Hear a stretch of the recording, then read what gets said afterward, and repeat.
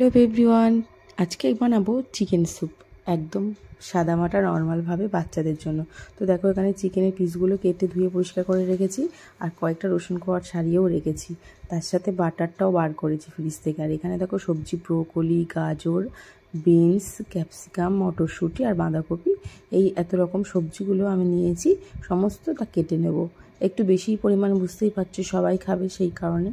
তো এখানে সবজিগুলো কেটে ধুয়ে রেখেছি। আর এদিকে জিকুবাবু কিন্তু বাটারটা আমাকে ছাড়িয়ে দিচ্ছে। মা যখন কাজ করে জিকুবাবু একটু বেশিই যায় কাজ করতে। যাই হোক, ওদের একটু মানে ওরা যখন কাজ করতে চায় না, ওদেরকে একটু কাজ করতে দেওয়া উচিত, ওদের উৎসাহটা বাড়ে আরও। তো দেখো এখানে আমাকে বাটারটা কেটে দিচ্ছে আর আমি কিন্তু গ্যাসে কড়াটা বসিয়ে দিয়েছি। কড়াটা গরম হচ্ছে আর সেই গরম কড়াইতে দেবো একটু বাটার, তাতে দেবো অল্প পরিমাণে একটু সাদা তেল দিয়ে দেবো। এরপরে দেবো কয়েকটা গোটা জিরে, ফোড়ন দেবো আর কি। তারপরে কিন্তু কয়েকটা 3-4টা রসুন কোয়া ছাড়িয়ে রেখেছিলাম, তো সেটা দিয়ে দেবো। দিয়ে তারপরে কিন্তু চিকেনটা তুলে দেবো। যে চিকেনের পিসগুলো ধুয়ে রেখেছিলাম সেই পিসগুলো আমি দিয়ে দেবো কড়াইয়ের মধ্যে। দিয়ে ভালোভাবে একটু নাড়াচাড়া করতে থাকবো। আর এই দিকে দেখো ততক্ষণ আমি একটু সবজিটা একটু হালকা লবণ দিয়ে একটু একটু অল্প সিদ্ধ করে নিয়েছি।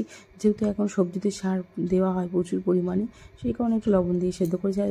ওই থেকে ফ্রিজ থেকে কিন্তু বের করেছি সয়া সস আর ভিনিগার। তো দেখো এখানে কিন্তু সবজি আমার একটু সেদ্ধ করা আছে আগে থেকেই, বললাম লবণ দিয়ে সেদ্ধ করেছি। আর এখানে সয়া সস আর ভিনিগারটা নিয়েছি। আর দেখো এবার আমি কড়াইতে একটু জল দিয়ে দিচ্ছি। ওদিকে চিকেনটা কিন্তু প্রায় একটু ভাজা ভাজা মতন হয়ে এসেছিলো, আমি একটু জল দিয়েছি তাতে।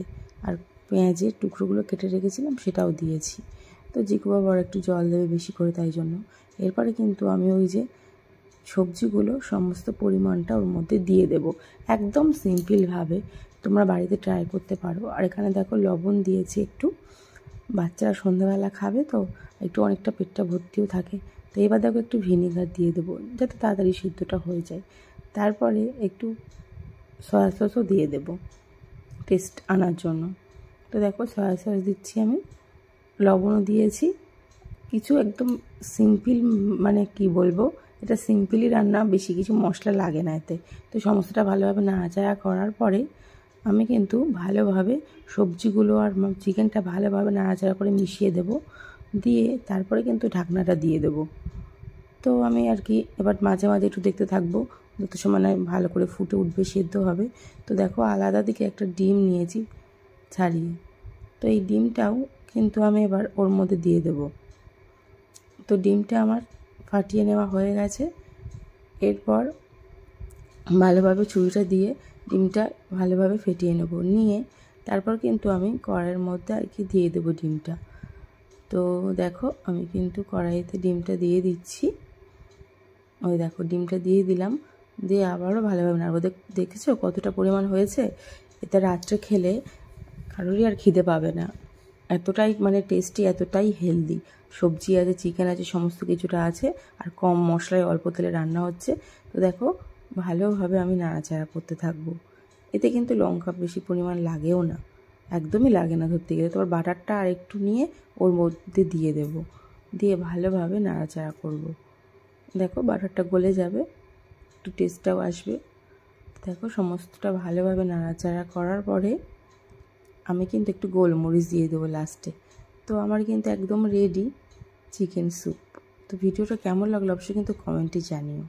ভালো লাগলে একটু লাইক, কমেন্ট, শেয়ার করো। আর লাস্টে দেবো একটু কর্নফ্লাওয়ার দিয়ে ভালোভাবে একদম খুন্তি দিয়ে নেড়ে দেবো। নিয়ে একটু 5 মিনিট পরে নামিয়ে দেবো। ব্যাস হয়ে গেল চিকেন স্যুপ।